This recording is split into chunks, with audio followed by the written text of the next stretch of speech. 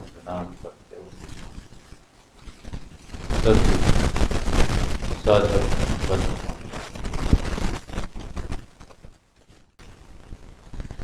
महापुरुषों के वचनों का, उपदेशों का श्रवण करते हैं, उनके जीवन वृतांत की कई घटनाएं भी सुनते हैं, शब्द, विनती, प्रार्थना, चेतावनी, सब कुछ सुनते हैं और सबके अंदर साधना से जुड़ी हुई बातें और उस पथ पे चलने के लिए क्या क्या आवश्यक है, उस तरह की वृत्ति हमारी बने,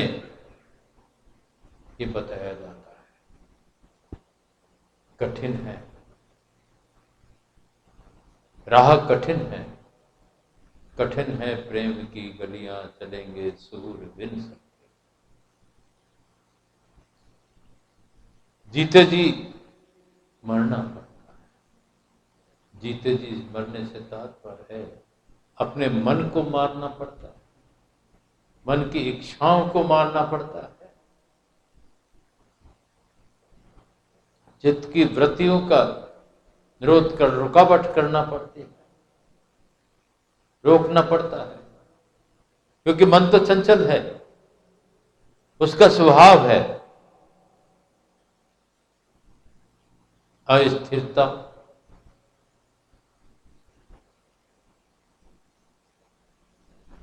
और जहां जैसे सोच होता है, जैसा चिंतन होता है, उसी तरह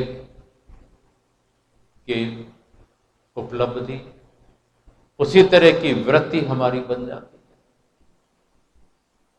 जितने महापुरुष हो गए उनका चिंतन रहा, सोच रहा, ईश्वर के प्रति रहा, सदगुरु के प्रति रहा, गुरु के प्रति रहा, और कुछ उनको सोचने की फुर्सत ही नहीं होती, और कुछ देखने सुनने की उनको फुर्सत नहीं। वो तो जैसे रखता है उसमें राजी रहती है। शारीरिक व्यवस्थाएं, एक रूखा सूखा मजदूर हम सबसे स्वस्थ रहता है, क्योंकि उसके अंदर उतनी बुद्धि नहीं होती, उतना सोच नहीं होता, मस्त रहना है उसको उसी हाल में, वो मस्त रहता है।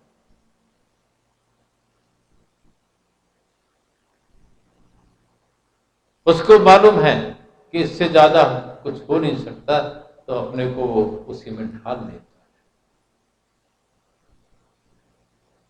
साधकों को अगर चिंतन करना चाहिए तो ईश्वर की महिमा का, सदगुरु की महिमा का, सदगुरु की दयालुता का, उनकी कृपा का शुक्रगुजार होना चाहिए, जिसको कि हम समझ नहीं पाते। और ना समझने का कारण होता है मन का भटकाव, बुद्धि का दखल, इस चीज में बाधा उत्पन्न। महापुरुषों ने जो भी कुछ फरमाया है, जो भी कुछ कहा है, चलना नहीं हो पाता। अगर थोड़ा भी कुछ परसेंटेज हम चलना शुरू कर दें उनके अनुसार, तो हमारा काम होना। एकाग्रता अगर हमारे अंदर आने लगे तो हम उससे जुड़ने लगे, और एकाग्र चित्त होकर के उसका चिंतन करें, मनन करें, तो हमारे स्वभाव में, हमारी वृत्ति में एक बदलाव निश्चित तौर पर। लेकिन हम जो भी कुछ सुनते हैं, बाहरी कानों से सुना और उन्हीं से बोला, अंदर तक उसको प्रवेश ही नहीं लेते। जिनके हृदय रूपी मन में, हृदय से कोई चीज उनको टच करती है, स्पर्श करती है, और वो जब करेगी जब हमारे चित्त स्थिर होगा। मन चित्त मन एक ही बात है। मन स्थिर होगा, वृत्ति इधर उधर नहीं भागेगी, दौड़ेगी, एकाग्रता होगी। और एकाग्र चित्त से जब हम सुनेंगे तो निश्चित है कुछ शायद मनन करने की इच्छा भी होगी। और जब मनन करेंगे तो हो सकता है कि मनन करते करते अमल की भी इच्छा हो जाए, तो अमल करने लगे। लेकिन ये दशा निरंतर वर्षों से हम सब लोग उनकी दया के पात्र बने। हम क्या बने, उन्होंने पता नहीं क्या देख करके हम सबको अपनाया, अपना दया का पात्र बनाया, लेकिन हम नहीं समझ पाए और हम अटके। और वो अटकाव हमारे लिए एक बहुत बड़ा आवरण पैदा कर दिया, जिससे कि हम उसकी कृपा का अनुभव नहीं कर पाते और बाहर फंसते जा रहे हैं। अंतर्मुखी होने की आवश्यकता है। जो दया, जो बख्शिश में उन्होंने हमको दी है, उसको समझना, उसके अनुसार चलने की आवश्यकता है।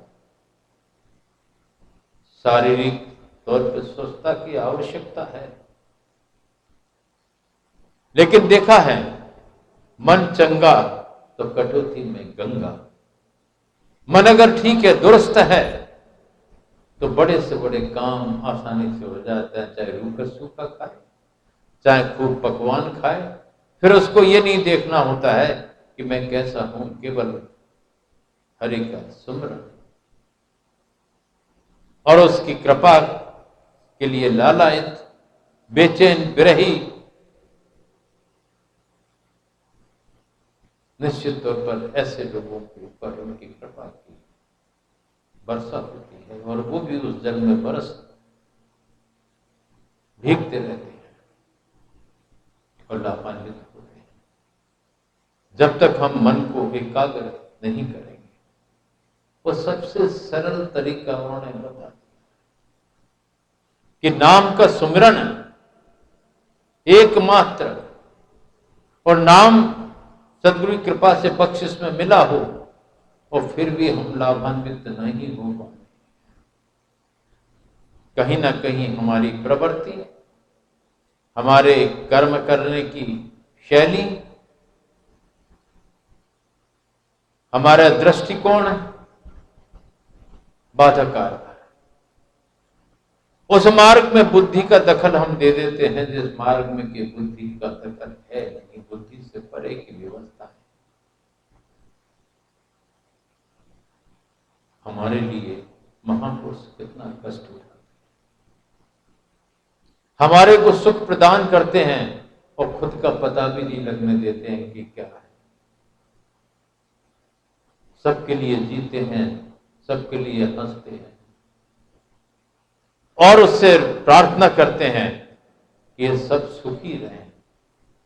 और हम अपने लिए जीते हैं, अपने लिए हंसते हैं, अपने सुख को ही सुख समझते हैं और वो जिनका सारा जहां है वो सबके सुख को सुख समझते हैं। फर्क इतना है हम में और उनमें। वो सबके लिए, हम अपने खुद के लिए। ये रहनी, ये करनी सदैव से महापुरुषों के जीवन में अगर हम झांकें, देखें तो सबकी रही, कभी भी अपनी परवाह नहीं की है। लेकिन अगर कोई ऐसा कार्य आ जाता है तो वो अपनी परवाह ना करके उनकी परवाह कर लेते हैं और उनको सुख पहुंचाते हैं, उसको पता भी नहीं लगता, उसको मालूम भी नहीं पड़ेगा। लेकिन फिर भी हम उनकी कदर नहीं करते, उनको नहीं समझ पाते, नहीं समझा। सदैव अभाव बना रहा, ये मेरा वो तेरा, ये व्यवस्था वो व्यवस्था, उसी में चल रही है। सारा जहां उस परमात्मा का है, सद्गुरु का है, मालिक का है। किस चमत्कारिक ढंग से वो कार्य करता है उसका हमें अंदाज भी नहीं, लेकिन हम जैसे लोगों को उसने अपनाया है। कुछ भी क्षणिक भी अनुभूति हमको कराई है तो हमें उसका कदरदान बनने की आवश्यकता है। उसके प्रति उनकी दया के आभार भी क्या कहें, वो शब्द भी नहीं कह सकते कि हम जैसे लोगों के ऊपर कृपा उन्होंने की। उनकी दयालुता है, करुणानिधि है, करुणा के सागर हैं कि उन्होंने हमेशा हमारी गलतियों को क्षमा करते रहे। लेकिन हर चीज की एक सीमा हो जाती है। अगर वो सीमा का उल्लंघन होता है तो वो छोड़ देते, फिर नहीं देखते, फिर नहीं सुनते कि ये तो नालायक है, इसको कोई मतलब ही नहीं है, कदर नहीं है, इसको नहीं समझना, इसको मन के माफिक चलना है, अपने मन को ही मजबूत बनाना है, मालिक को हाजिर नाजिर नहीं समझना। और गलतियां कर बैठते हैं और गलतियां करते जाते हैं। यही कारण है जीवन पर्यंत वो कभी सुखी नहीं हो सकते। सुख दुख हमारे अपने सोच पे आधारित है, हमारे अपने सद्गुरु के प्रति समर्पण पे आधारित है, श्रद्धा और विश्वास पे आधारित है। कृपा के लिए श्रद्धा विश्वास चाहिए, समर्पण चाहिए। अगर वो सच्चाई लिए हुए है तो निश्चित है कृपा प्रत्यक्ष दिखाई देती है। अगर उसमें कुछ अभाव है, उतार चढ़ाव है, तो कृपा भी वैसी उतार चढ़ाव वाली नजर आई। वो इस जगह होते हैं जहां से सारा समस्त संसार एक सा नजर आता है। हम उस जगह होते हैं जहां से भेदभाव नजर आता है। फर्क कितना, हमारा प्रारब्ध कारण होता है हमारी स्थितियों का, परिस्थितियों का, लेकिन फिर भी अगर उनकी शरण मिल जाती है तो वो प्रारब्ध को भी छीन करके अपने प्रति लगाती है। पता नहीं प्रारब्ध में क्या था, हम कहीं तक कुछ पहुंच सकते थे कि नहीं पहुंच सकते थे, या कुछ मिलता या नहीं मिलता, हम उनके दया के पात्र होते या नहीं होते, जाने कहां पड़े होते। ये उसकी बहुत बड़ी दया है।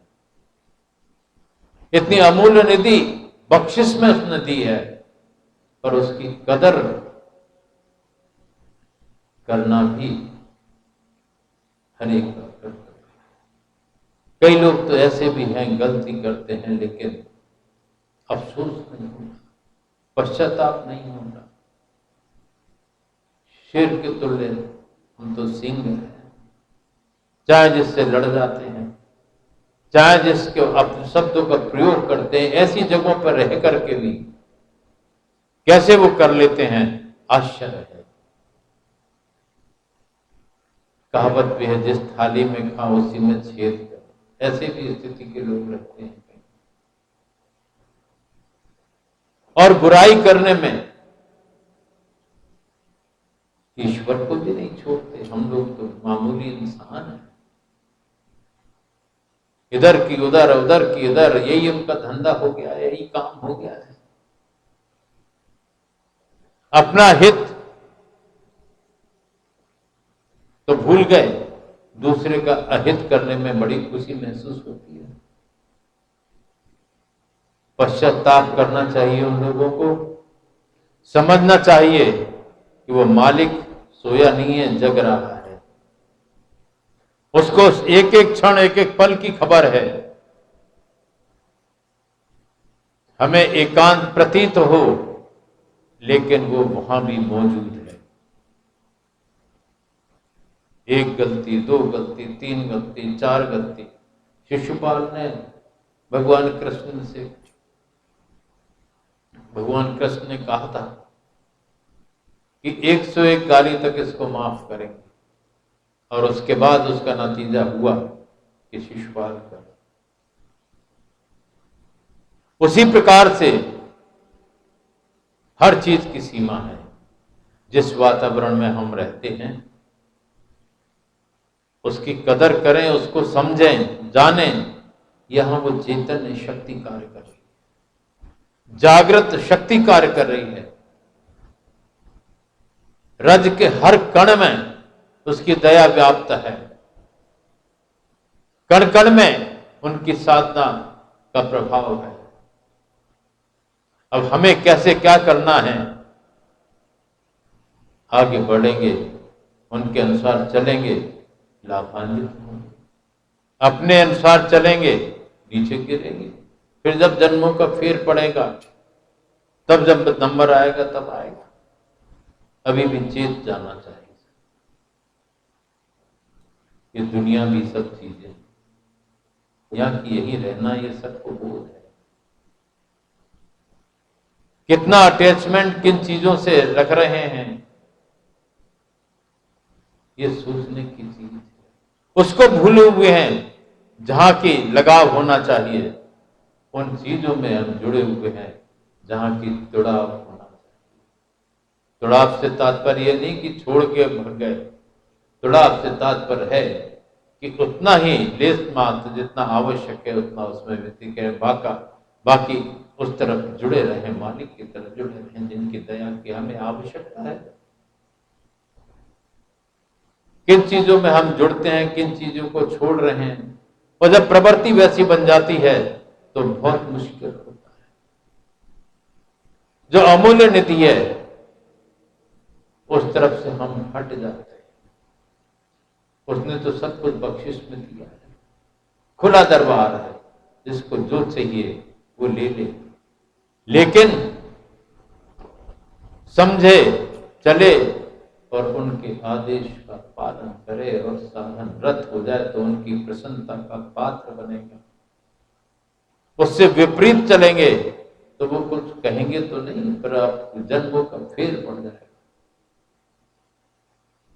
और खुद दुखी रहेंगे। उसको हम नहीं समझते। हमारे कार्यशैली, हमारे कर्म ही हमें दुख के कारण होते हैं। हमारी वृत्ति ही दुख का कारण होती है। हमारा लगाव जब उस बाहरी चीजों में होता है तो उससे हटते हैं तो दुख का कारण होता है। हमारा लगाव जब मालिक से होता है तो मालिक तो हमेशा हमारे हृदय रूपी मंदिर में बस जाता है और हम उसके प्रति समर्पित हो जाते हैं। तो हमें कुछ देखने की फुर्सत ही कम। एक एक क्षण, एक एक पल चिंतन होता है, उसका होता है। अच्छाई, बुराई, भलाई, ये सब देखने का हमें टाइम ही नहीं है। और जिनको टाइम नहीं है उनको जब पता लगता है कि ये कृतियां इस तरह की हो रही हैं तो तकलीफ होती है। महापुरुषों ने अपने उपदेशों में, अपने वचनों में सब कुछ यही फरमाया है।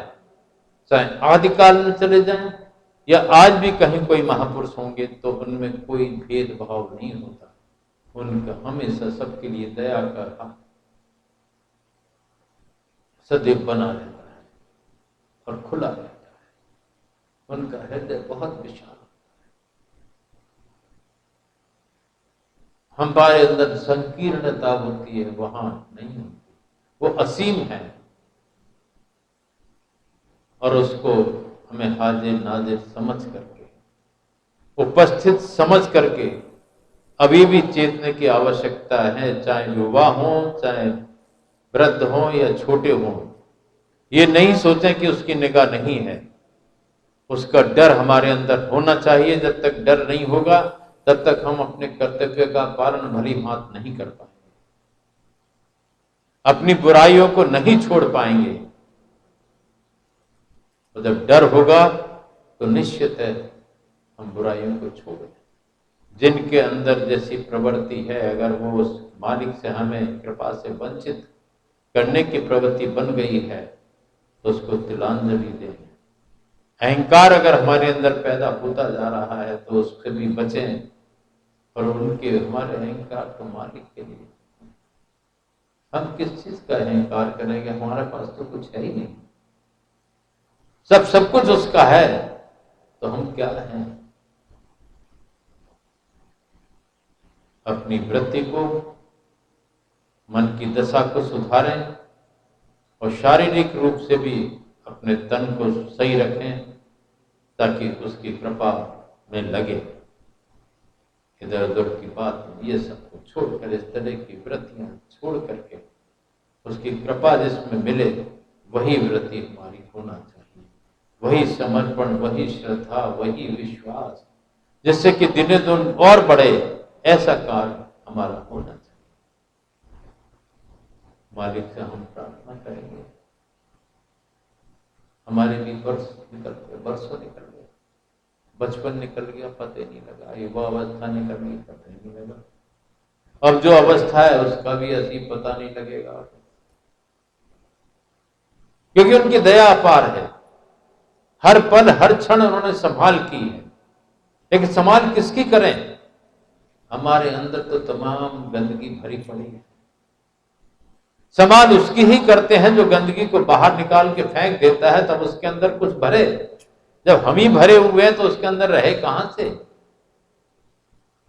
कई बार स्वामी जी, समर्थ गुरु रामदास जी का एक छोटा सा उदाहरण सुनाया था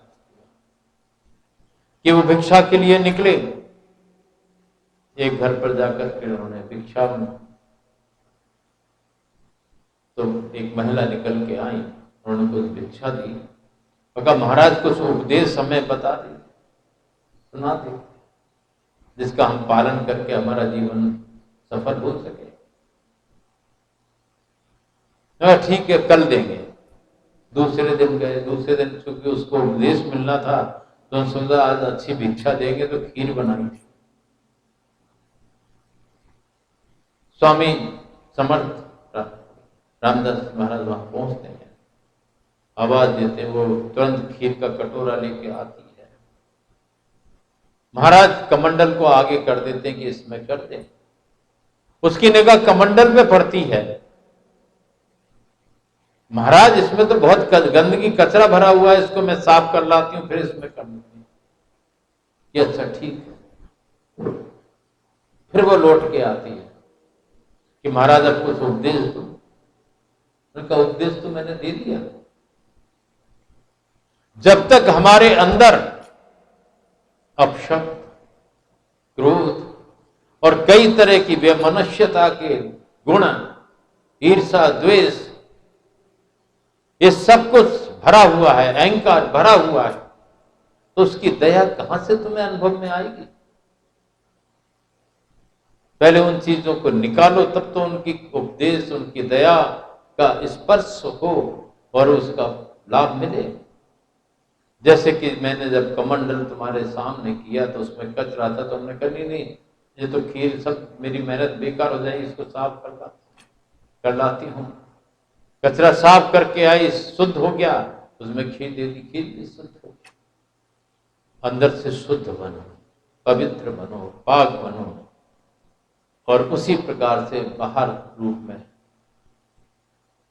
व्यक्तित्व को दिखाई दे, तो निश्चित तौर पर उसकी दया से जब साधन रत होते हैं, शुद्ध वातावरण होता है अंदर का, वही वो होता है, तो अपने आप शांति बख्शिश में मिलती है, एकाग्रता बख्शिश में मिलती है, और उसकी कृपा बख्शिश में मिलती है। कोशिश करो ये सबकी, तो निश्चित है उसकी कृपा के बाद हम बनते जाएंगे, उसकी दया से लाभान्वित होंगे।